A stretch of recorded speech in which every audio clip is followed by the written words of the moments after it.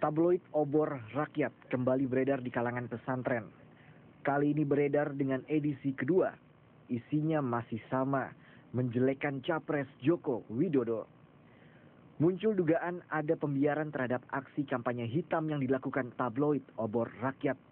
Padahal tabloid ini telah dilaporkan tim hukum pasangan Capres Jokowi JK ke Bawaslu. Tim pemenangan Jokowi JK mengaku menunggu langkah konkret yang dilakukan Bawaslu dan polisi. Namun Ketua Tim Pemenangan Jokowi JK menegaskan akan melawan semua kampanye hitam atas pasangan Jokowi JK. Kira apapun bentuk-bentuk begitu harus dilawan. Saya minta kepada Mabes Polri dan bahwa lebih proaktif itu aja. Bawaslu mengaku telah melimpahkan kasus tabloid obor rakyat kepada polisi pada Senin lalu. Bawaslu menganggap apa yang dilakukan tabloid obor rakyat murni pidana umum. Pelanggaran ini tidak terus berlanjut, kami putuskan setelah berkoordinasi dengan Barreskrim untuk melimpahkan kepada kasus pidana umum. Ya, karena Bawaslu memiliki keterbatasan untuk misalnya mengundang orang secara paksa atau menjemput orang secara paksa. Nah, kalau ini cepat direspon oleh kepolisian, ya tentu polisi punya perangkat misalnya melalui intel. Bawaslu bukan tidak bertindak terhadap tabloid obor rakyat.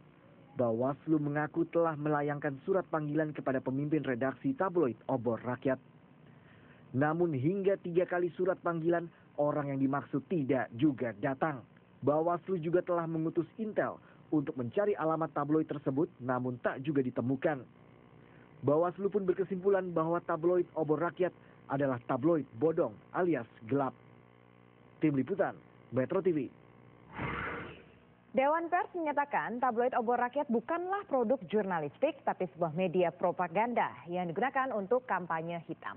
Salah satu pengamat politik sempat melayangkan protes karena merasa tulisan opininya yang dimasukkan ke dalam edisi perdana tabloid telah disalahgunakan.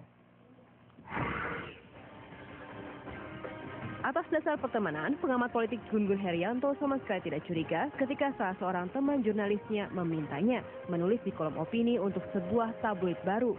Namun, Gun Gun terkejut ketika mengetahui tulisannya dimuat di tabloid obor rakyat edisi pertama. Dulu kebetulan saya tahunya ya, itu di sebuah media, dia punya pengalaman di majalah Tempo dan saya waktu itu tahunya di Republika ya, lebih tepatnya Alif TV Republika yang saya nggak tahu dia di inilah itu, sama sekali nggak tahu. Yang meminta adalah Mas Darmawan saya. Dia yang kemudian meminta tulisan itu untuk dimuat di tabloid baru, tapi saya sama sekali awalnya nggak tahu tabloidnya seperti apa gitu ya. Kalau Mas Dermawan Supriyosa sebagai apanya Mas? Redpel dia. Oh, Redpel. Jadi Mas Dermawan Supriyosa tuh Redpel inilah.com ya? Tim Liputan Metro TV sempat mendatangi kantor salah satu media online di Jakarta Selatan yang disebut mempekerjakan jurnalis tersebut. Namun yang bersangkutan menolak untuk diwawancara ataupun direkam pembicaraannya. Dewan Pers sendiri mengaku telah menerima banyak laporan dari masyarakat perihal peredaran tabloid obor rakyat. Tabloid ini kemudian disebut propaganda yang sudah masuk ke dalam kampanye hitam, bukan produk jurnalistik. Maka Dewan Pers pun belum membuat rekomendasi apapun. Nah, jadi karena dia propaganda dan bukan produk jurnalistik, saya kira bukan ranah Dewan Pers gitu untuk memberikan teguran ataupun sikap. Saya kira ini sudah masuk ke dalam kampanye hitam.